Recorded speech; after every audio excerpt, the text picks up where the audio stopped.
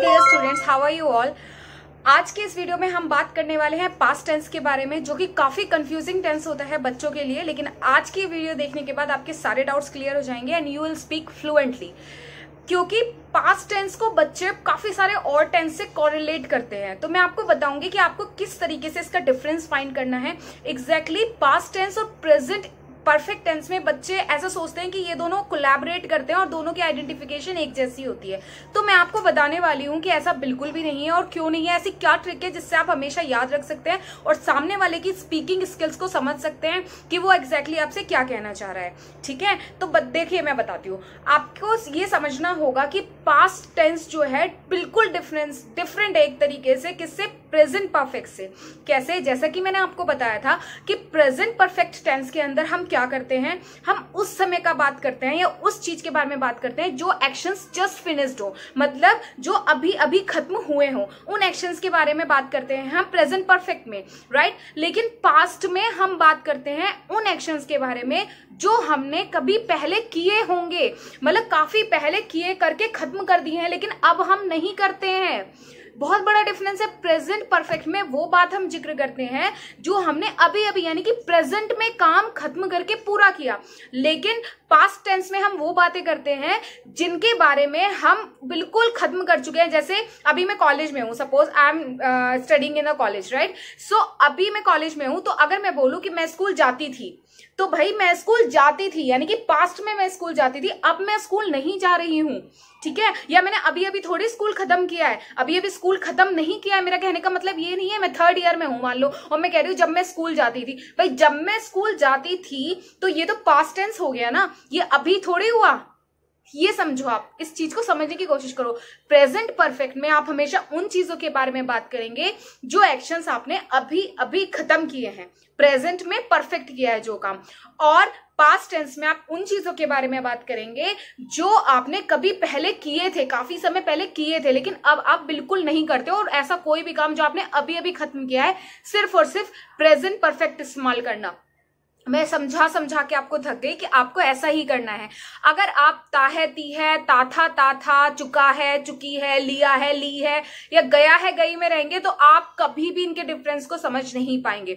This is the only trick. By the name of the tenses, उनके नाम से try to identify the tense, वरना उसके अलावा कोई ट्रिक नहीं है। उसके नाम से आइडेंटिफाई करो, उसके आइडेंटिफिकेशन को मत सोचो कि उसमें चुका है आया है, फिर या है, या आया है, या ई आया है।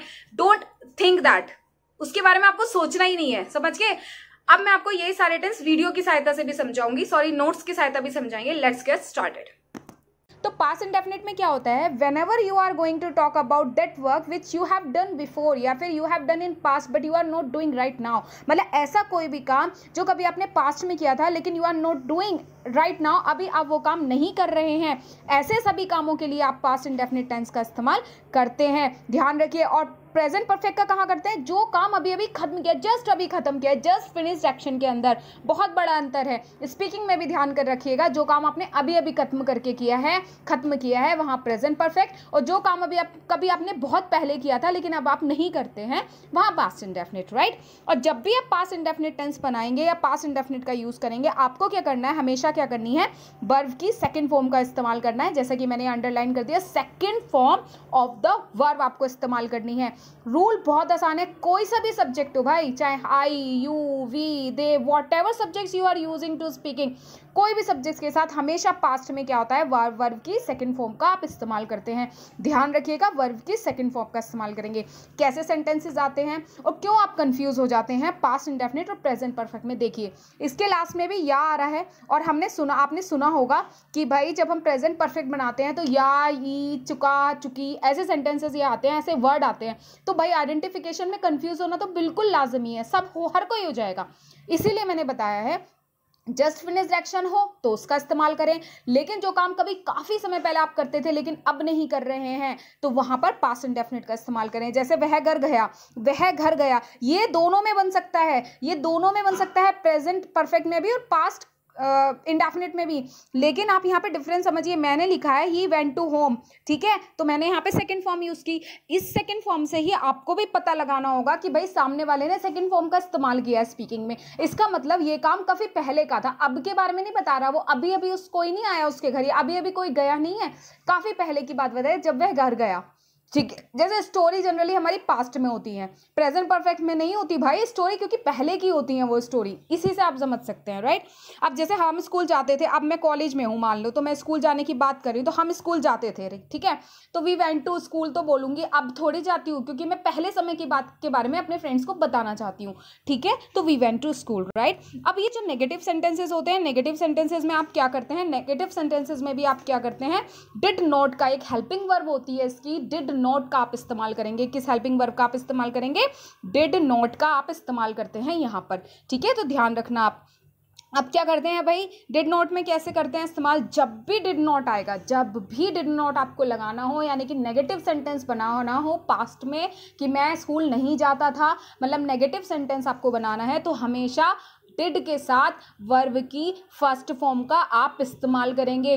रीजन क्या है, क्योंकि did is also a second form of किसकी, डू की।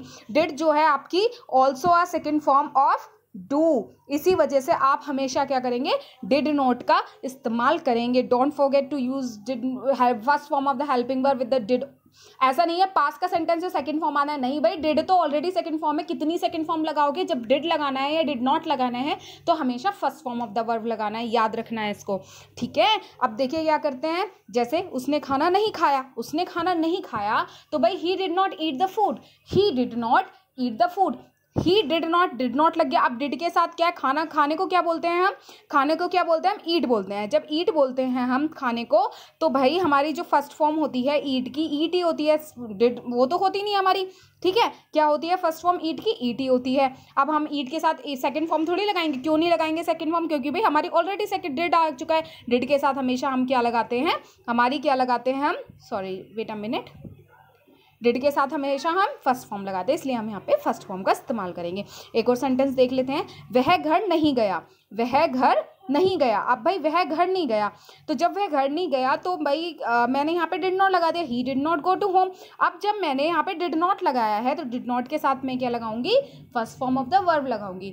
अब देखिए ये सेंटेंस दोनों ऐसे हैं कि आप बना सकते हैं इसे भी प्रेजेंट परफेक्ट में, लेकिन मैंने यहाँ सेकेंड फॉर्म का इस्तेमाल किया है, तो आपको इससे समझना होगा कि सेकेंड फॉर्म का इस्तेमाल किया है मैम ने, तो इसका मतलब ये सेंटेंस पास्ट के बारे में बात की जा रही है, इसलिए मैंने जान के थोड़े कंफ्यूजिंग सेंटेंस आपके लिए लिखे हैं, ठीक है। ये नोट्स मैंने इसलिए ऐसे यहाँ पर आपके लिए डिजिटल नोट्स प्रोवाइड करने की कोशिश किया ताकि आप इसको अच्छे से समझ सकें, राइट। आई होप आपको ये क्लास आज भी समझ में आ गई होगी, बहुत आसान है। प्रेजेंट परफेक्ट होगा तो जस्ट फिनिश्ड एक्शन, काफी समय पहले की बात करेंगे तो आप किसके बारे में बात करेंगे, पास्ट का इस्तेमाल करेंगे, और पास्ट के साथ सेकंड फॉर्म लगाएंगे।